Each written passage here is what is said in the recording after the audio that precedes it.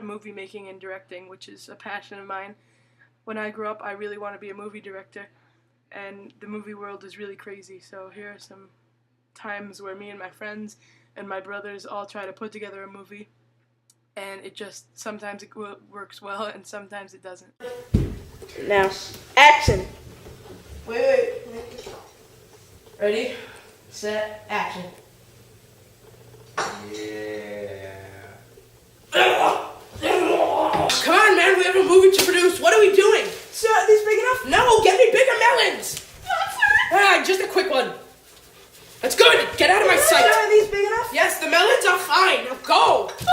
No, get out of my face. I don't even drink coffee. Let's go, you idiots. Sir, what are the melons for? Just keep walking. I'll tell you later.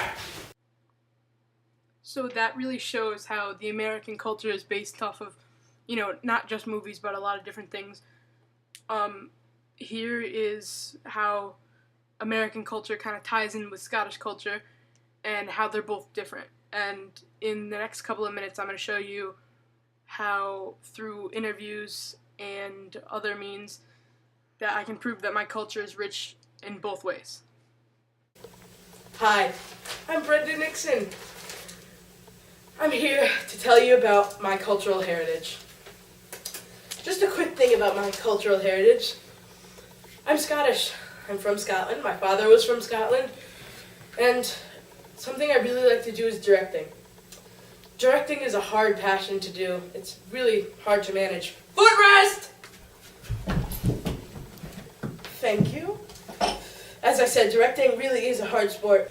My culture, I have a lot of relatives in Scotland that... Footrest, what are you doing? I'm sorry. I have a lot of relatives in Scotland that come over all the time. As I was saying, my culture is Scottish. I'm going to tell you a little bit about that in the program. A lot of people go there just to see the sights and the history. There's a lot of stereotypes about Scottish people.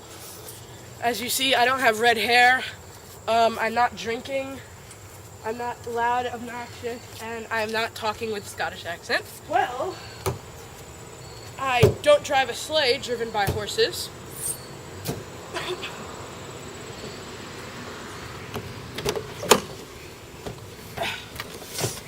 Wait, what am I doing? I can't drive. Hi, could you tell the audience your name? My name is Ian Nixon. And can you tell a little bit about yourself? I'm a father of 5 children, 4 boys, 1 girl, and lived most of my life in Ansonia, and my later life in Shelton, and now in Southbury for the last 12 years. Where are you originally from? I was born in Scotland. Did you grow up there? No, I came here when I was 6 years old. I was a child. How is life different from where you grew up to where you're living now? The biggest and the complete difference would probably be in a completely different culture in certain ways. A lot of things that are similar, but are mostly different schooling, different background. I had a very big family and relatives, and here I don't have many relatives at all. But back in Scotland, where I'm from, I have plenty of family. What do you think culture is to you? Culture is your roots, your background, what you've been taught by your parents is what they lived in their life. How do you think culture has changed from then, meaning when you were little, until now? Culture is always changing and evolving. There's some basic tenets that stay the same, but things change. Based upon the culture and what you know about America and Scotland, in general, where would you rather live? Well, that's a tricky question. You always want to be with your families, and my children are here, so I prefer to be here. But there's part of me that would like to have grown up in Scotland. Were you an immigrant to the United States? I flew here on a plane, and I became a citizen basically against my will when I was 13. What religion are you? I'm a Catholic. What are some of your beliefs? I don't really comment too much on religion. Okay. Do you think most Scottish people are Catholic? No, it's pretty much a 50-50 split between Catholic and Protestant. What are a few traditions of your culture, religious or national? Well, that's the reason I don't comment on religion. Over there, the biggest difference is here we have religious freedom. And while they do have religious freedom over there, there's a lot of tension that goes back deep in their culture and back in their roots in which the Catholics and the Protestants basically hate each other. What's your favorite? My favorite tradition? Probably Robbie Burns Day. Are there any prominent Scottish foods? Well, that's why Robbie Burns is famous. To this day, he's a famous Scottish poet and writer, and they still have a Robbie Burns Day to this day, and the tradition is they have haggis, which is one of the many differences in food that we have from over there. And do you have a favorite? Well, I like something called black pudding, or which is called here blood pudding. Okay, thank you for your time. Yeah, definitely the worst part about my heritage is the location. Rains like this all the time. Yeah. Not fun. No. My heritage is a great thing because it enables me to be connected with my family back in Scotland. So, here's an interview with my cousin via Skype.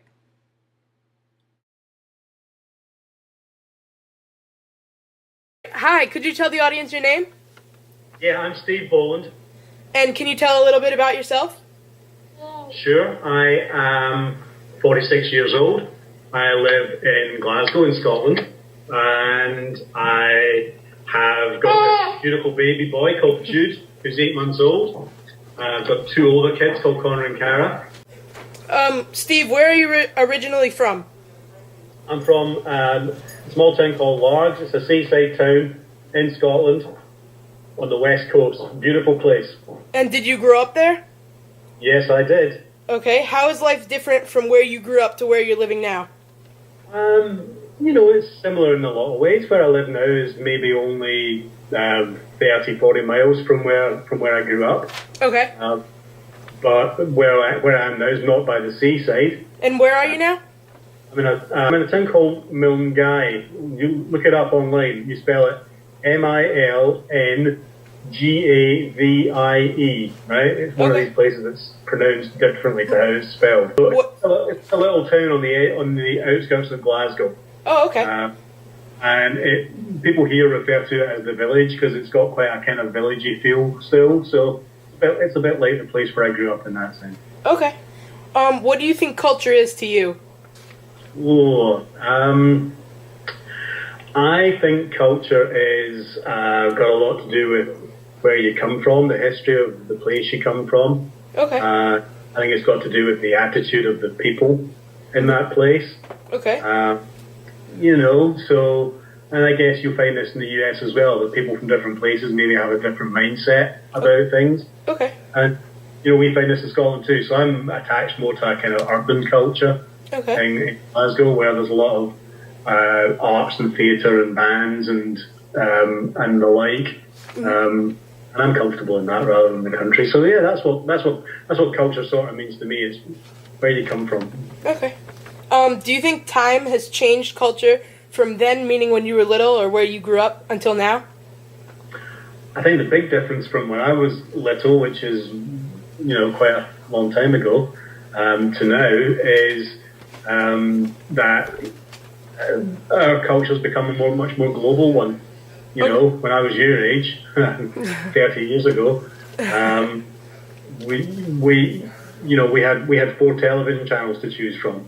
Oh, in fact, okay. I think we had 3 television channels to choose from in the UK. We were a bit behind the times, so you didn't have all the influences from other countries that we can so easily get now. I think that's been the biggest change, and I like that. I live in an actual village, but we all live in a global village, which is how I'm talking to you right now. Okay. Based on culture and what you know about America and Scotland in general, where do you think you'd rather live?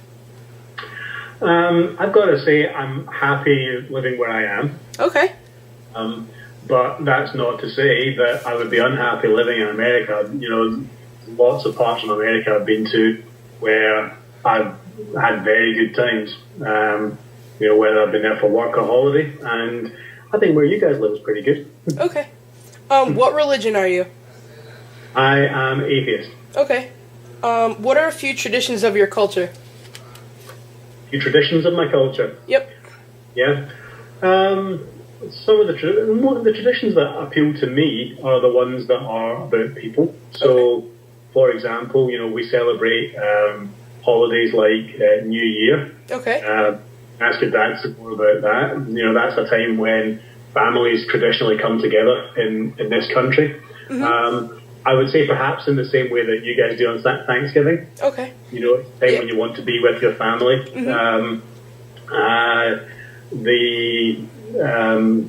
So traditions like that, I think, are important. You know, some things that are less important to me are, you know, when you tell me, what do you know Scotland for? You know, do you think of tartan and kilts and Yeah. yeah? You know, those are the cliches for tourists. Yep. Yeah. The more important culture here, I think, is about your friends and family. And you know, one of the big things about Scottish culture is that Scots, like the Irish, like the Italians, like the Poles, have spread themselves around the world, and they're people of Scottish descent, like you, in countries all over the world, and that we all stay in touch is a good thing. Okay. What's your favorite tradition?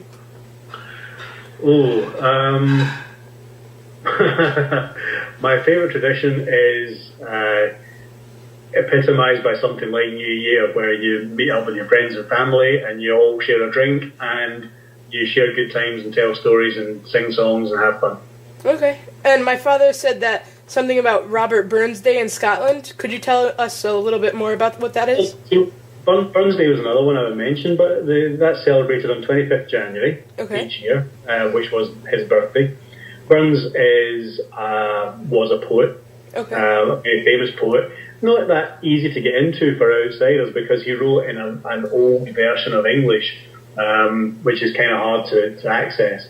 But he wrote about people and how people related to one another, and a lot of the things in his poetry are very valid even today. So, you know, you'll have heard of a guy called William Shakespeare, I take it. Oh, yes, yeah. He's the most famous playwright that ever lived. You know, to the Scots, Burns is our equivalent of Shakespeare. Okay. You know, I read in the newspaper yesterday over here that in the Globe Theatre, where Shakespeare's theatre, I'm more talking now about British and Scottish culture, in the Globe Theatre, which is Shakespeare's home theatre from over 500 years ago, they are performing all of his plays, which I think is 37 of them. Oh. And he, over a very short, like 1 or 2 week time frame. Oh, wow. And all the plays are being performed in a different language. Oh, so wow. Theatre is from all over the world, you know, from Armenia to Brazil to, you know, South Africa, some real out there places. And it's a fascinating thing that these aspects of British culture have the power to do that in so many different parts of the world. And, you know, the same is true of Burns' poetry. Okay. Do you know any Scottish stereotypes, and why do you think they're so wrong? Yeah, I do. There's a stereotype that the Scots are kind of mean. Oh, okay. with their money. Oh, okay. So they say that I'll translate this into American language, but they say that if a Scotsman drops $1, it's likely to hit him on the back of the head as he bends down to pick it up. Okay. Yeah. Okay. Are there any prominent Scottish foods? The most famous Scottish food is one called haggis. Okay. And which is oh yeah, keep going. Yeah. Which is really just like a giant sausage, I guess would be the way to describe the haggis. Okay. And do you have a favorite? Do I have a favourite? Scottish food, yeah. My favourite Scottish food, again, ask your dad about this, is one we call square sausage. Yep, that's all the questions. So I guess I can say that what I wanted to convey through myself and my cultural heritage is that it's so different from where you come. Even if you are Scottish, like myself, and you are living in America, that culture changes so much based on where you're living.